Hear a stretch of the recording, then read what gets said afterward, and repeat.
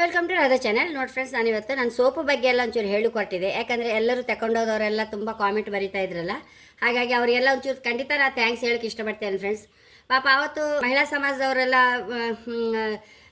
ಜಲ್ಜಾ ತೋಳಾರ್, ನಮ್ಮ ವೀಣತ್ತೆ ಅಂದರೆ ನಮ್ಮ ಮಾವನ ತಮ್ಮನ ಹೆಂಡತಿ ಅವರೆಲ್ಲ ಸುಮಾರು ಒಂದು 10-15 ಜನ ಬಂದಿದ್ರು ಫ್ರೆಂಡ್ಸ್. ಬಂದವರೆಲ್ಲ ಸೋಪ್ ತಗೊಂಡೋಗಿದ್ದಾರೆ. ಇನ್ನು ಮುಂದೆ ಎಂತ ಆಯ್ತಂತ ಹೇಳಲಿಕ್ಕೆ ಉಂಟಂತ ಹೇಳಿದ್ರು ಆವತ್ತು ಜಲ್ಜಾ ತೋಳಾರ್ ಅವರು. ಹಾಗಾಗಿ ಈಗ ತುಂಬ ಖುಷಿಯಾಗಿ ಅವರಿಗೆ ಹೇಳಿದ್ದಾರೆ. ಅಲ್ಲಿ ಜಲ್ಜಾ ತೋಳಾರ್ ಅವರು ಹೇಳಿದ್ದನ್ನು ಅವ್ರ ಮಾತನಲ್ಲೇ ಕೇಳುವ ಅವರು ರೆಕಾರ್ಡ್ ಮಾಡಿ ಕಳಿಸಿದ್ದಾರೆ ನನಗೆ. ತುಂಬ ಲಾಯ್ಕೆ ಆಯ್ತು ರಾಧಾ ಸೋಪ್ ಎಲ್ಲ ಹೇಳಿ.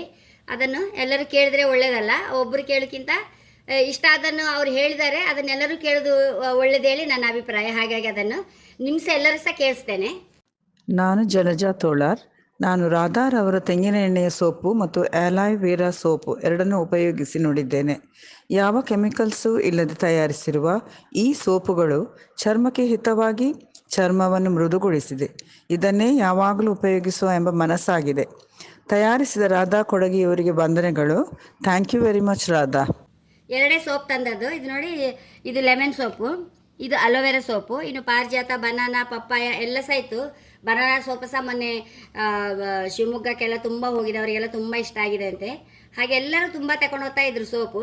ಹಾಗೆ ಈಗ ಈಗ ಜಲ್ಜಾ ತೋಳಾರ್ ಹೇಳಿದ್ರಲ್ಲ, ಅದೇ ನಂಗೆ ಖುಷಿ. ಅವರು ತಗೊಂಡು ಹೋದವರು ಸ್ಕಿನ್ ಸಹ ಏನೋ ಒಂಚೂರು ಕೈ ಹತ್ರ ಏನೋ ಸ್ವಲ್ಪ ತುರಿಕೆ ಇತ್ತು. ಹೇಳಿದಕ್ಕೆ ಡಾಕ್ಟ್ರ್ ಹೇಳಿದ್ರಂತೆ ತೆಂಗಿನೆಣ್ಣೆ ಹೆಚ್ಚಿ ಅಂದ್ರಂತೆ. ಹಾಗಾಗಿ ಕೋಕೋನಟ್ ಸೋಪೇ ನಾನು ತಗೊಂಡು ಹೋಗ್ತೆ ಅಂತೇಳಿ ಇಲ್ಲಿಂದ ತಗೊಂಡು ಹೋದವ್ರಿಗೆ ಒಳ್ಳೆ ರಿಸಲ್ಟ್ ಕೊಟ್ಟಿತ್ತಂತೆ ಅವರಿಗೆ.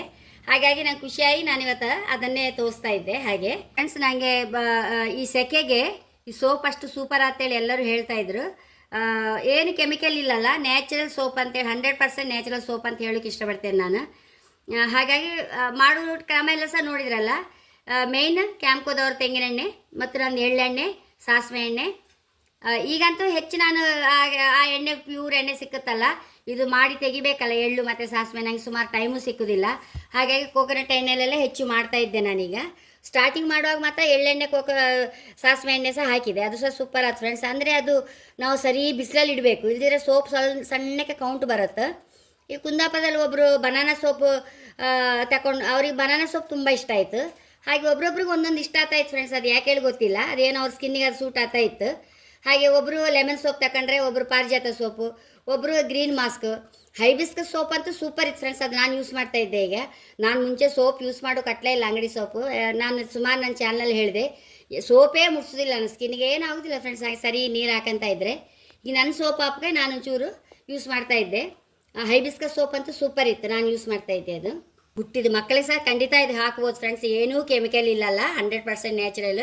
ಹುಟ್ಟಿದ ಮಕ್ಕಳಿಗೆ ಸಹ ಖಂಡಿತ ಯೂಸ್ ಮಾಡ್ಲಿಕ್ಕೆ ಈ ಸೋಪನ್ನು. ಕೆಲವರೆಲ್ಲ ತಲೆಗೆ ಸಹ ಇದನ್ನೇ ಯೂಸ್ ಮಾಡ್ತಾ ಇದ್ರು ಫ್ರೆಂಡ್ಸ್, ಅಷ್ಟು ಲಾಯ್ಕಾತಂತೆ.